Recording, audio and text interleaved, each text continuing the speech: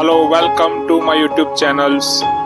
આજે આપણે વાત કરીશું એક ઐતિહાસિક મહાદેવના મંદિર વિશે। સંગમેશ્વર મહાદેવ જેનું નામ છે। કહેવામાં આવે છે કે આ સંગમેશ્વર મહાદેવ ભીલાપુર પાસે ડભોઈ તાલુકા નજીક આવે છે, જે વડોદરાથી માત્ર 25 કિલોમીટરના અંતરે આવેલું છે।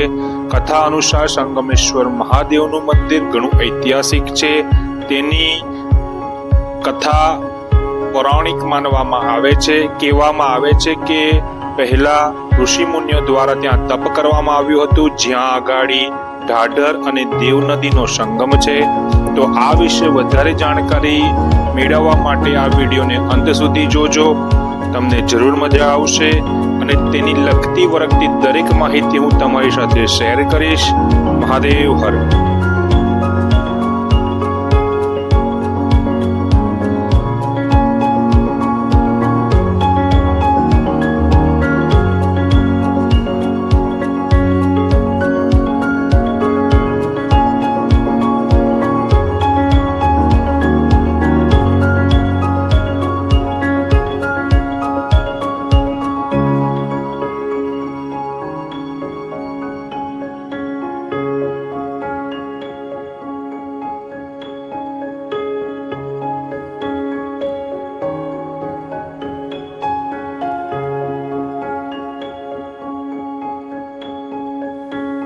આ જ રૂટ ઉપર આગળ ડભોઈથી તમે સ્ટેચ્યુ ઓફ યુનિટી જઈ શકો છો, જે માત્ર વડોદરાથી 70 કિલોમીટર અંતરે આવેલું છે।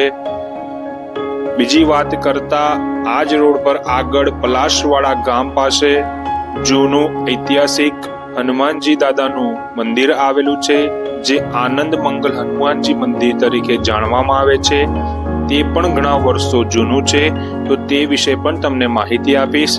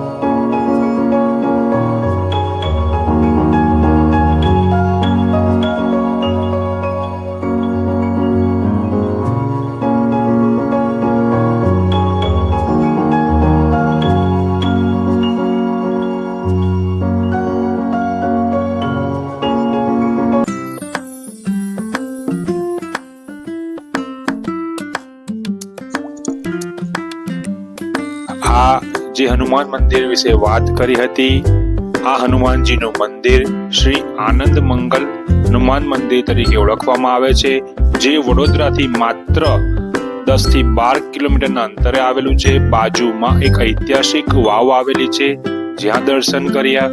હવે અહીંયાથી અમે આગળ વધીશું।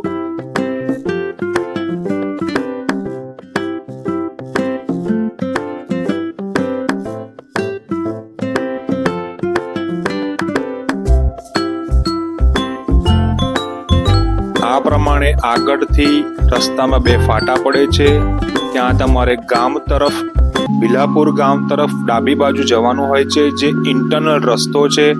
ત્યાંથી આગળ જશો તો સંગમેશ્વર મહાદેવ તરફ જવાનો રસ્તો છે। તમને ત્યાં વિશાળ ગેટ દેખાશે, ત્યાંથી અંદર જવાનું છે। થોડુંક અંતર કાપતા જમણી તરફ તમારે વળવાનું છે, જ્યાં કાચો રસ્તો છે। તમારું 2 વ્હીલર આરામથી જઈ શકશે, નાની કાર હશે તો જઈ શકશે, પણ જો તમે મોટું સાધન વાહન લઈને આવશો તો તમારે બહાર મૂકવું પડશે. લગભગ 1 થી 1.5 કિલોમીટરનો કાચો રસ્તો છે.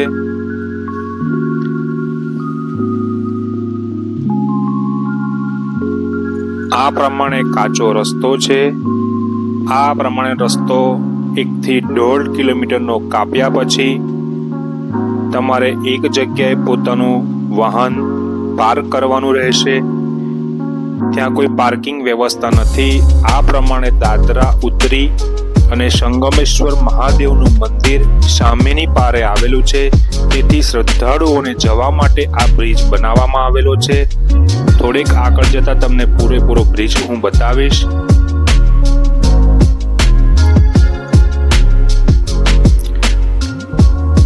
આ પ્રમાણે જવા માટેનો બ્રિજ છે. બાજુમાં નદી છે. થોડેક દૂર અહીંયાથી ઢાઢર અને દેવ નદીનું સંગમ થાય છે, જેથી આ મહાદેવને સંગમેશ્વર મહાદેવ તરીકે જાણવામાં આવે છે. કહેવામાં આવે છે કે ઋષિ મુનિઓ દ્વારા આ જગ્યાએ તપ કરવામાં આવતું હતું. સુંદર નજારો છે. ચારે તરફ ગ્રીનરી દેખાઈ રહી છે. નદીનું વહેણ પણ સારું એવું દેખાઈ રહ્યું છે.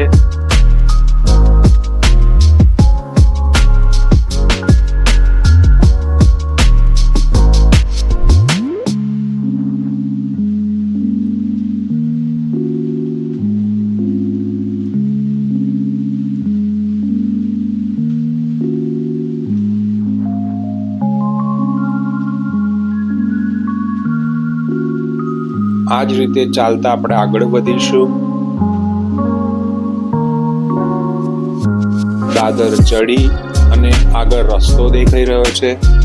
રસ્તો કાચો છે.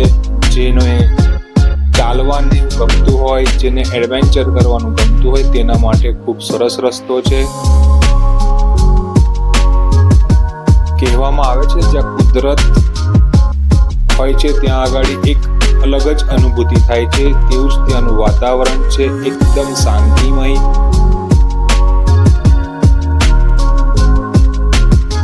અમે આ જ રસ્તે આગળ વધતા ગયા. લગભગ 800 થી 900 મીટરનું અંતર કાપ્યા પછી અમને દૂરથી એક વિશાળ જગ્યામાં મહાદેવનું મંદિર જોયું. આજુબાજુ સરસ મજાના ખેતર છે, સરસ મજાની ગ્રીનરી છે. તમે જોઈ શકો છો.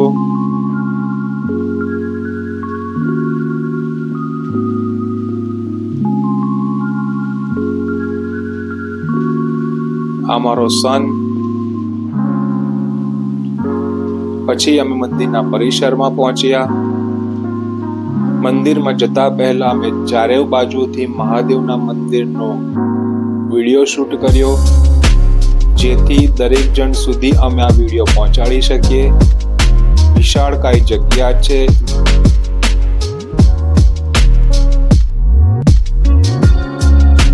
આ જગ્યાએ પહોંચતા અમને એક વાત જાણવા મળી કે પાવાગઢના રાજા એ પણ સંગમેશ્વર મહાદેવ નજીક 2 નદીના સંગમ પાસે સ્નાન કર્યું હતું. તો આ કથા પણ આ સંગમેશ્વર મહાદેવ સાથે જોડાયેલી છે.